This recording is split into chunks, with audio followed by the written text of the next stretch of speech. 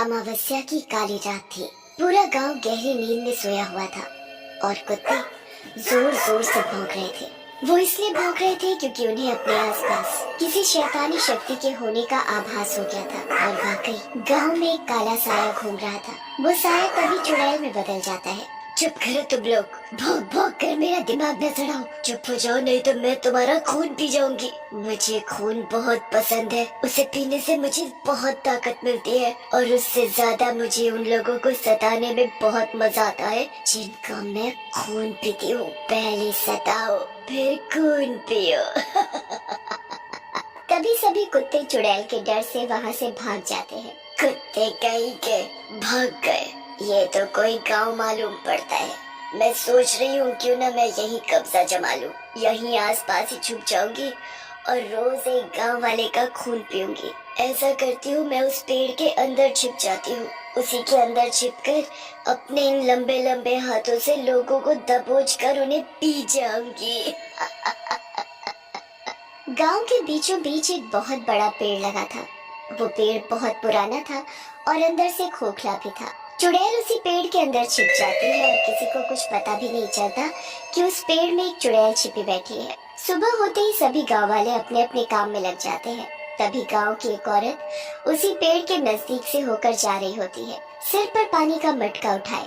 तभी पेड़ के पीछे छिपी चुड़ैल अपने दो लंबे हाथ बाहर निकालती है और उस औरत को पकड़कर पेड़ के अंदर खींच लेती है।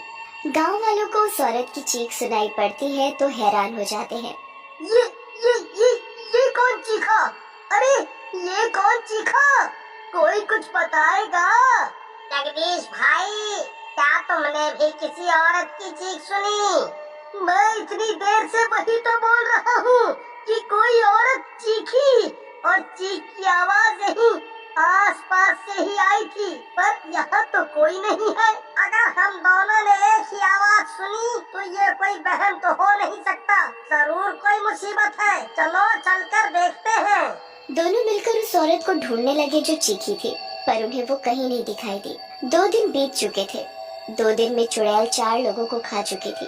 एक दिन मनोरमा कुएं से पानी भरकर ला रही थी। बीच रास्ते में वो बहुत थक जाती है। इतनी दूर कुएं से पानी भरकर लाओ, ऊपर से ये गर्मी, इस गर्मी ने तो मार ही डाला। अब और नहीं चला जाता। ऐसा करती हूँ, थोड़ी देर यही पेड़ की छांव में बैठ जाती हूँ, थोड़ा रुक कर ही घर जाऊंगी। मनोरमा अपने सिर से पानी का मटका उतार कर वहीं रख देती है और खुद भी बैठ जाती है, पर पीछे पेड़ में छिपी चुड़ैल उसे देखकर मुस्कुरा रही थी। बेचारी, इसे इस पेड़ की छांव ने गर्मी से तो बचा लिया, पर मुझसे इसे कौन बचाएगा? अरे, इसे मारने से पहले मैं इसका ये पानी पी लूं थोड़ा सा। कई दिन से खून पी पी कर गले में जम गया है। पानी पीने से गला थोड़ा साफ हो जाएगा। चुड़ैल अपने लंबे हाथों से मटका उठाती है और सारा पानी पी जाती है। अरे, मेरा मटका कहाँ गया? अभी तो यहीं था। मुझे अच्छे से याद है, मैंने अपना मटका यहीं रखा था। तभी चुड़ैल पीछे से बोल पड़ती है।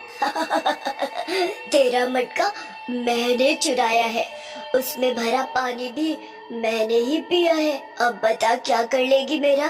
काट हाथ मेरे, ले ले। चुड़ैल फौरन अपने दोनों हाथ लंबे करती है और मनोरमा के सामने कर देती है। ये क्या बला है? इतने लंबे हाथ, ये इतने लंबे हाथ किसके हैं? कौन है भाई? मनोरमा पीछे मुड़कर देखती है। तुम तो चुड़ैल हो। अच्छा, तुमने पिया है मेरे घड़े का पानी? कोई बात नहीं। अरे, पानी ही तो था। मनोरमा जैसे ही चुड़ैल से पीछा छुड़ाकर भागने लगती है, वैसे ही चुड़ैल उसे अपने दोनों लंबे लंबे हाथों में उठाकर पेड़ के अंदर खींच लेती है। मनोरमा चिल्लाने लगती है। चीख सुनकर सभी गांव वाले एक जगह इकट्ठा हो जाते हैं। ये आवाज तो किसी औरत के चिल्लाने की थी। जरा कोई बताएगा कौन चीखा? आखिर बात क्या है? कुछ दिन पहले भी ऐसा ही हुआ था। किसी औरत के चिल्लाने की आवाज आई। जब हम सब ने इधर उधर देखा और पता किया तो कुछ नहीं पता चला उस औरत का। अरे भाई, गांव की औरत ही नहीं, कई लोग और भी गायब हैं। पहले कोई चीखता है, फिर वो ढूंढने पर दिखाई भी नहीं देता। अरे, जब तक कोई दिखाई नहीं देगा तो हम उसकी मदद कैसे करेंगे? पूरे गांव में दहशत सी फैल गई कि आखिर ये सब कौन कर रहा है। सभी लोग कहाँ गायब हो गए। आधी रात के समय जब पूरा गांव सोया हुआ था, तभी चुड़ैल पेड़ से बाहर झांकने लगती है। अब मुझसे जरा भी नहीं सहा जा रहा, मुझे बहुत प्यास लगी है, गला सूख रहा है, मुझे खून चाहिए, खून, वो भी अभी। मैं अब और इंतजार नहीं कर सकती, इसलिए मुझे सोते हुए लोगों को ही इनके घरों से उठाना होगा। चुड़ैल पेड़ से थोड़ा बाहर झांकने लगती है और फिर अपने दोनों हाथ लंबे करके सोते हुए जगन्नाथ और उसकी पत्नी विमला को उठाकर अपने पास खींच लाती है। दोनों चीखने लगते हैं, बचाओ, बचाओ, अरे कोई तो बचाओ हमें, अरे ये क्या बला है, बिमला, अरे ओ बिमला।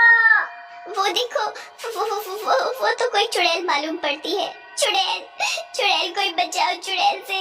शोर सुनकर पूरा गांव जाग जाता है और उठकर बाहर आ जाता है। अब जो मुझे करना है वो तो मैं करके ही रहूंगी, तुम लोग मेरा कुछ नहीं बिगाड़ सकते, क्योंकि ये गांव अब मेरा है। यहाँ रहूंगी तो मैं कभी भूखी प्यासी नहीं रहूंगी, मुझे बस थोड़ा सा खून चाहिए रोज।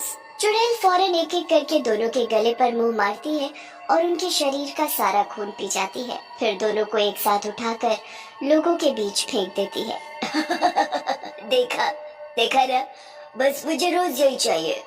अब मैं चली अपने इस पेड़ के अंदर सोने, मुझे बहुत नींद आ रही है। और हाँ सुनो, मुझे परेशान करने की जरा भी कोशिश मत करना, नहीं तो अपनी जान से जाओगे। चुड़ैल पेड़ के अंदर सोने चली जाती है। गांव वाले ये सब नजारा देखकर बहुत डर जाते हैं। ये चुड़ैल तो बहुत खतरनाक है, इस चुड़ैल ने हमारे गांव पर कब्जा कर लिया। हम सब मिलकर भी इस चुड़ैल को यहाँ से नहीं भगा सकते। चुड़ैल को मारना इतना आसान नहीं, उसे अभी देखा ना उसने कैसे अपने हाथों को लंबा किया। उन्हीं हाथों से वो हमें हमारे घरों से निकाल निकाल कर मारेगी, जैसे इन दोनों को मारा। कल मेरी बेटी की शादी है, अब कैसे होगी उसकी शादी? अगर लड़के वालों को पता चला कि इस गांव में चुड़ैल है, तो वो बारात लेकर इस गांव में कभी नहीं आएंगे। मेरी बेटी की शादी कभी नहीं होगी। चुप हो जा विद्या बहन, ऊपर वाले पर भरोसा रखो, वो सब सही करेगा। अब तो बस हम उसी पर भरोसा कर सकते हैं, वही बचाएगा अब हमें इस चुड़ैल से। और तुम्हारी बेटी हम सबकी भी बेटी है, अगर मुसीबत आई तो हम सब मिलकर उसकी रक्षा करेंगे। तुम बस उसकी शादी की तैयारी करो। पूरा गांव शांति की बात पर हाँ में हाँ मिलाता है। अब सभी डटकर खड़े थे चुड़ैल का सामना करने के लिए। अगले दिन शादी की पूरी तैयारी हो चुकी थी। बारात भी गांव में पहुंच गई थी। सभी बाराती नाच गाने में और खाने पीने में व्यस्त थे। विद्या अभी भी बहुत डरी हुई थी।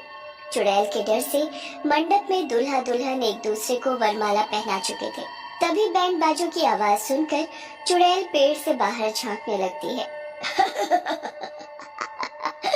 आज तो खून की नदियां बह जाएंगी, मजा ही आ जाएगा आज तो। मुझे अब काम शुरू करना चाहिए, नहीं तो ये लोग चिल्लाते और फड़फड़ाते बहुत है, फिर इन्हें पकड़ना बहुत मुश्किल हो जाता है।